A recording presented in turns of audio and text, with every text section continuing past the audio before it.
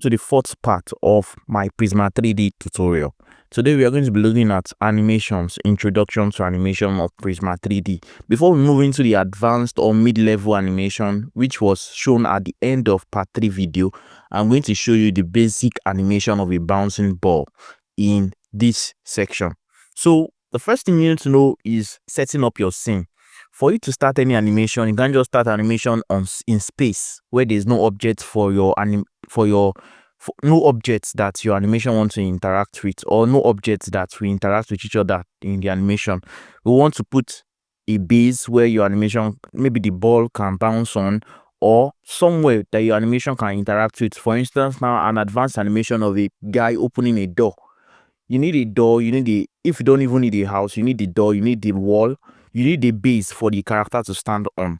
So that's what it simply means. For you creating a bouncing ball animation, you need a base where your ball will bounce on, or else it will just seem to people watching your animation that your animation is not actually real. It's not looking so legit.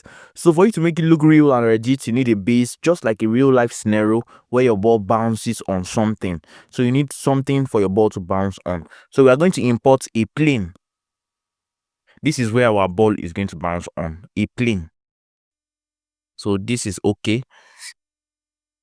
So now for us to, we have our plane. This is our plane. We can name it here by clicking this side of the screen, then changing the name from plane to base. So that's how to rename the object you are choosing. So this is our base. Now the next thing, we need our ball. This is our ball.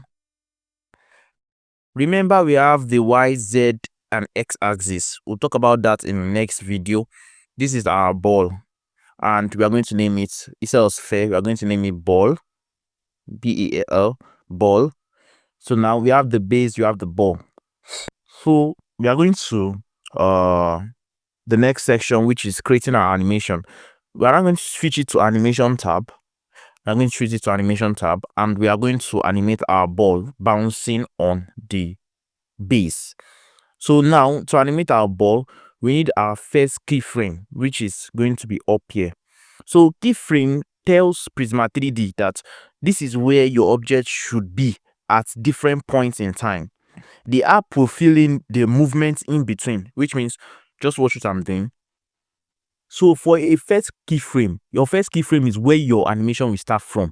That will be where your object for that animation will start from. That's where it starts its momentum from, or it starts the static momentum from, something like that. So you need to, so we want our ball to come from this up point and bounce. So for us to do that, the starting point of our object, which is our ball, is going to be up. This ball is an active object. This is an active object. So the starting point is going to be from the top. So it's going to bounce down and bounce before losing momentum. So that's what we are going to do. The starting point is going to be up. And we're going to keyframe it. Keyframing it is using this kind of alarm clock thing with a red tick in the middle.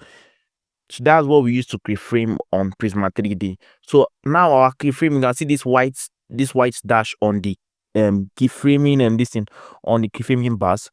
We can now click it. So we can click it to 0. You can see that a red space has been created for it, which means you have keyframed this ball to this particular position at this particular time. So now to make it fall in 1 second, so that's 24.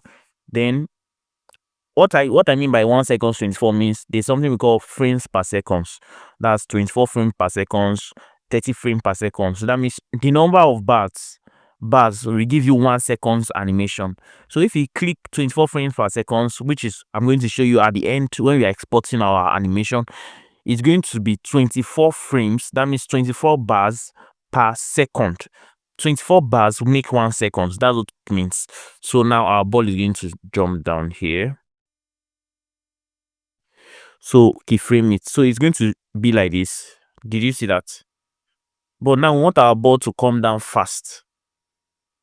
Let's put it here. 15. So we have 15, 0 to 15. So for you to drag the grid tab, you need to use the you click on the red tab, then you hold it.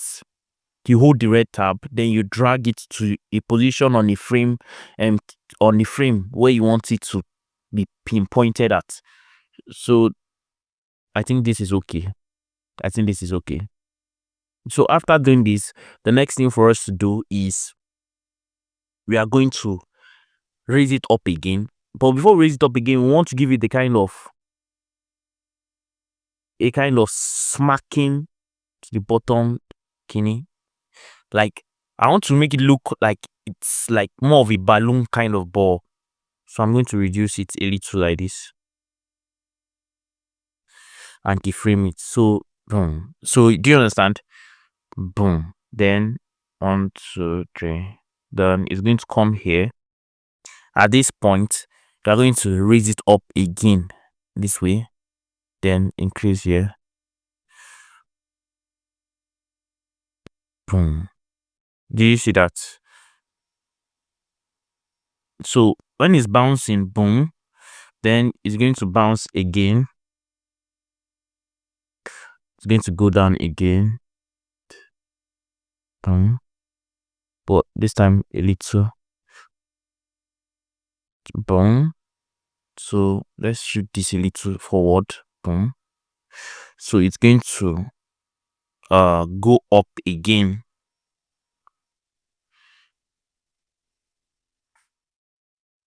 And then it's going to come down again. I don't know if you understand what I'm doing, but 3D animation is quite different from 2D animation.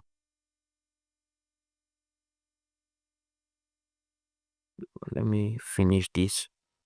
The reason why 3D animation is different from 2D animation is because the app, the software we use for 3D animation is going to automatically give you the in-between frames. Not like most 2D animation software that will actually let you do the whole work yourself, like Flipper Clip. Flipper Clip will not give you any in-between. You're the one that will do, you draw every single thing, or you copy and paste it. So we have boom, boom, boom. Can you see that? So making our ball look a little bit fluid. But now we cannot add a little motion to it, which means when it's bouncing, as it bounces, it's not going to roll. It's not going to just bounce and stop. So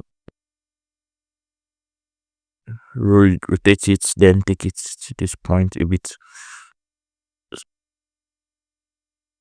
Okay, that was too fast. So just take it to like 56. So you don't need to measure what I'm measuring. Just make sure you use your brain to just calculate the in-between frames. That how far will it go? How do you want it to be smooth? How do you want it to be fast and all? So you don't need to start. You understand? You don't need to start copying every keyframe I do. So for you to see the keyframes for a particular animation, that means for your active object, you have to click it. Once you click the ball, you're going to see that you're going to be seeing the animations you did on the ball. Once you click the base, we are going to be seeing the animations you did on the base. But since our base is a dominant, is a dorsal, or all I use is not an active object. That means we are not animating it at all. So we don't need to play around with it. But I'll show you an animation where we need to animate the base maybe later on our tutorial. But for now, we are animating the ball. So now we can go back to our modeling tab, then click the ball and maybe give the ball a color. Give it a color. Then give our base to a color. So you can now check the animation. Okay, so going back to our model, we can add a light to make our animation look great. Then add shadow to make it look real. Increase the intensity a little. Okay, so now we are going to click our camera. Remember that you must jump into your camera. You must jump into your camera before you can export an animation. You must use your camera. Use your camera. So I don't really know why, but based on what I've learned in Prisma 3D, use your camera. Always use your camera. So now jump up. Can see it. So in animation tab, we are going to now change the color of the background so it to match with our base. So you have something like this. So let's change the light color to just make it look cool a little bit. Let's change something like uh something like this. So I think that's all. That'll be all for now. So let me just switch some things a little bit. Let me switch some things a little bit. Okay. Okay, that's all for our animation. Now don't forget to save your project. Don't forget to save your project. Don't forget to save your project at the end of every tutorial. Remember to always save your project during, even as if you create a project, save your project. Once you create it, before you start doing more work on it, save it. Always save your project on Prisma 3D to avoid issues. And remember that your camera, you must be using your camera presently before you can export using the camera, which means the camera must be the active object when you are exporting. So now to export this, we'll take it to the highest highest resolution. Then we change the frame rate. You see, this is 30. We used 24. Remember, I used 24 to calculate some things and to show you something. So always put your animation frame rate at 24. And then we change this one to like 70. So we have our lightning, we keep it as day, and we don't need to change that. So now we render it. Click the render button and you wait for it to render.